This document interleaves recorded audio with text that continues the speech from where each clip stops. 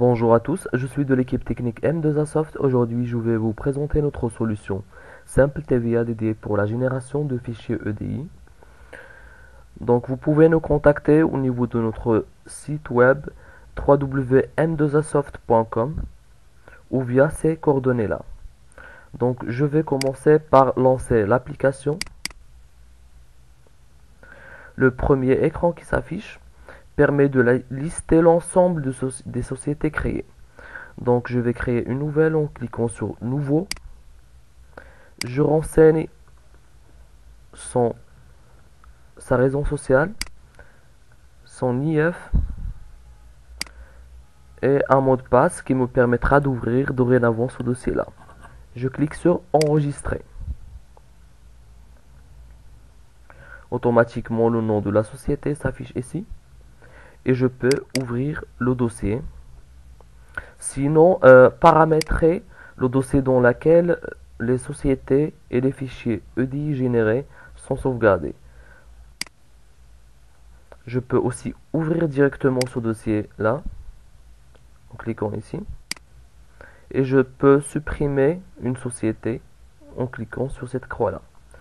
Et je peux aussi rafraîchir la liste. Donc là, je vais commencer par ouvrir cette société-là. J'en renseigne le mot de passe. Je trouve directement l'écran des exercices. Je vais créer l'exercice 2016 puisque le mois de décembre est le mois qui reste pour une télédéclaration mensuelle ou trimestrielle.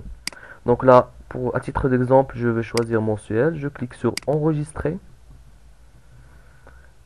Voilà, l'exercice est créé. Je l'ouvre en double-cliquant dessus et je choisis le mois pour lequel je vais faire la télédéclaration. À titre d'exemple, c'est le mois de décembre.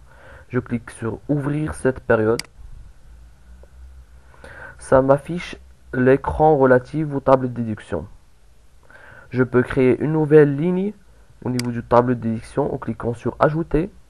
Je renseigne les informations relatives à la facture, au montant hors taxe TTC et TVA et le fournisseur. Et je choisis le taux de la taxe, le mode de paiement et la date de paiement. Et je clique sur Enregistrer. Donc là, on va mettre un exemple.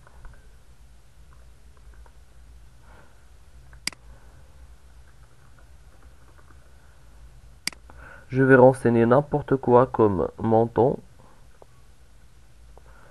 ainsi que les informations du fournisseur.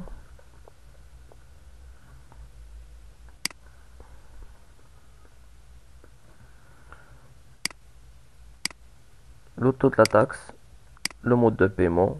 Je clique sur Enregistrer. Voilà. Là, en fait, il me donne une erreur, puisque bien évidemment, j'ai entré n'importe quoi au niveau des montants TTC et hors taxe. Je clique sur cette icône-là pour afficher les détails. Il me dit comme quoi, en multipliant le montant hors taxe sur 1,07, ça ne me donne pas le TTC. Et c'est normal. Je peux rectifier ça en sélectionnant la ligne et en cliquant sur Modifier. Je peux modifier les informations ici. Sinon, je peux carrément supprimer la ligne si j'estime que je n'ai pas besoin. Je peux aussi importer un tableau de déduction prêt au niveau du fichier Excel.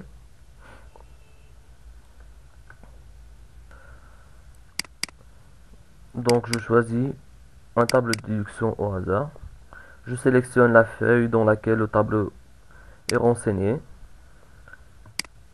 Et ça m'affiche les informations renseignées au niveau du fichier. Je fais donc la correspondance entre les colonnes, donc l'ordre des colonnes au niveau du fichier Excel et les informations exigées par la DGI. Donc les colonnes obligatoires sont renseignées ici.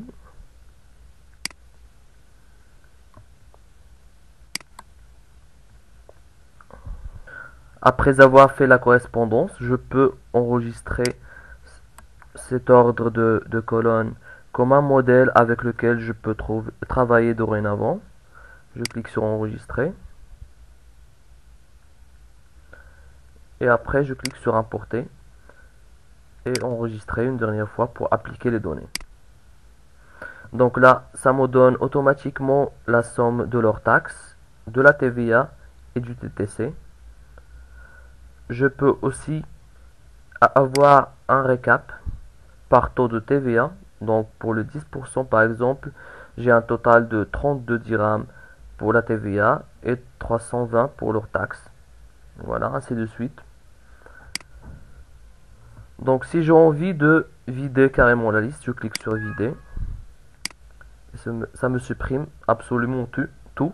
Donc là, je vais importer à nouveau le même fichier. Et puisque bien évidemment, j'ai créé un modèle d'importation, je peux cette fois-ci l'utiliser pour faire la correspondance des colonnes sans avoir à faire à nouveau la méthode manuelle. Je clique sur importer et sur enregistrer. Si j'ai apporté une modification au niveau de ce tableau-là, je peux cliquer sur rafraîchir. La dernière étape consiste à la génération du fichier EDI. Et pour ce faire, je clique sur générer le fichier EDI.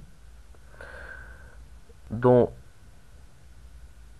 cette liste-là, j'ai en fait le dossier dans lequel le fichier va être enregistré.